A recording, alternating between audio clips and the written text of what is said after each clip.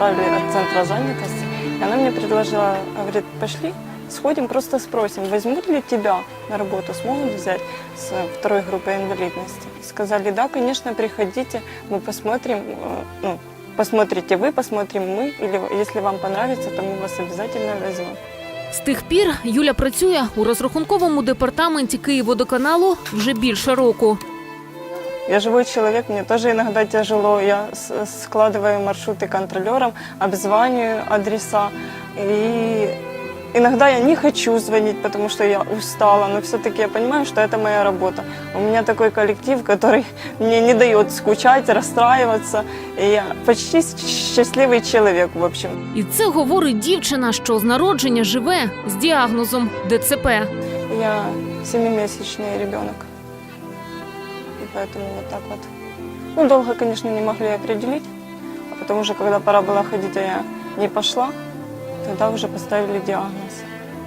Я работаю на втором этаже, но мне как бы не тяжело. Ступеньки для меня это, боже, я лечу на этих ступеньках, поэтому мне не тяжело, но у меня есть сотрудница моя, которая на первом этаже работает, она, к сожалению, в инвалидном кресле, и, может быть, она действительно, ей там тяжело с клиентами работать, может быть, она тоже хотела бы сюда, к нам, на второй этаж, тут поспокойнее, тут меньше людей ходит, меньше тебя дергает, поэтому у нее нет такой возможности, потому что она на коляске. Иногда с негативом приходит, иногда, привыкла я среди людей, в принципе, общаюсь. Я заканчивала психологию, так что с людьми общаться мне не впервые. С понедельника по четверг с 8 до 5, а пятницу до 4.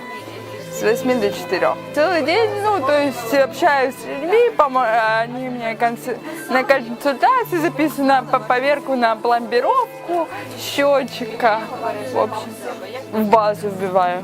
Заехать мне помогают. День добрий. Вам помогти? Да.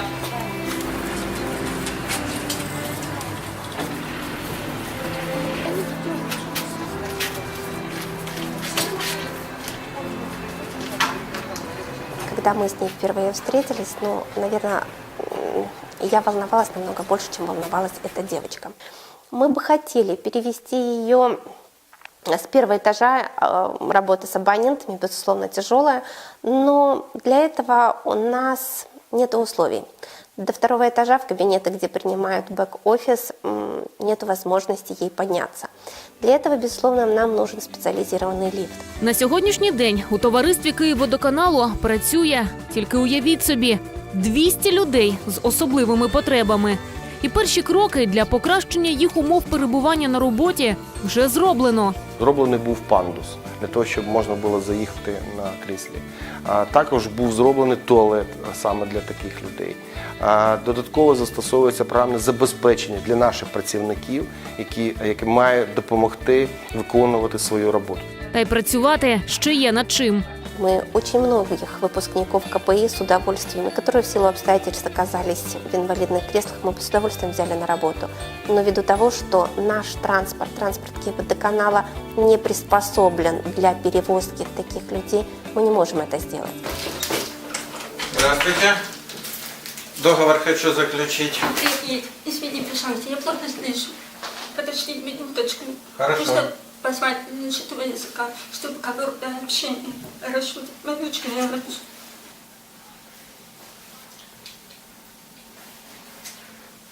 Вот как раз наличие практически в каждом центре обслуживания специального человека, переводчика, который помогает, и способствовало быстрому разрешению, потому что когда один человек на 200, это очень тяжело. Я, как бы сказать, как скорая помощь, как палочка выручалась, как все равно обязана присутствовать там и там, чтобы не было как бы непониманий. Більшість слів Софія читає по губам і навіть може вести перемовини з клієнтом.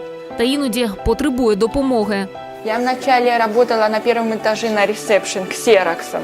Клиенты, конечно, приходили, говорили делать ксерокс. Некоторые люди задают вопросы, куда мне пойти, что мне нужно сделать, какие документы.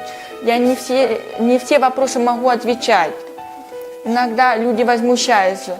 А вы будете отвечать на мои вопросы? Она извинилась, говорит, я плохо слышу. Я решила, что хочу, и поняла, что без общения надо мне работать. І Софії дали іншу роботу – за комп'ютером. У цій справі дівчина досягла неабияких успіхів. Сотрудники очень себя хорошо проявили. Вот, вручение, что они очень хорошо работают, что они очень показали себя со стороны хорошие. Вот, как бы, человек заслужил. То есть она была на вручении, у нее награда есть, вот, так как она хороший сотрудник.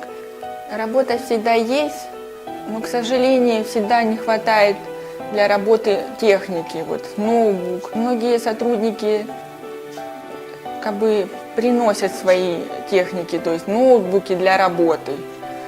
Очень было бы хорошо, если бы нам как бы обеспечили ноутбуки. Вот. А ще Софія мріє про вільне спілкування, без бар'єрів. Я бы очень хотела, чтобы наши коллеги, сотрудники, то есть начинали хотя бы обучаться знаниями жестового языка, хотя бы базовые, вот, чтобы облегчить общение на работе. Я, например, хочу вот в дальнейшем делать музыкальные спектакли на языке жестов с этими ребятами. Я учу его, и это оказалось не так просто, как я думала вначале, потому что это как дополнительный иностранный язык выучить.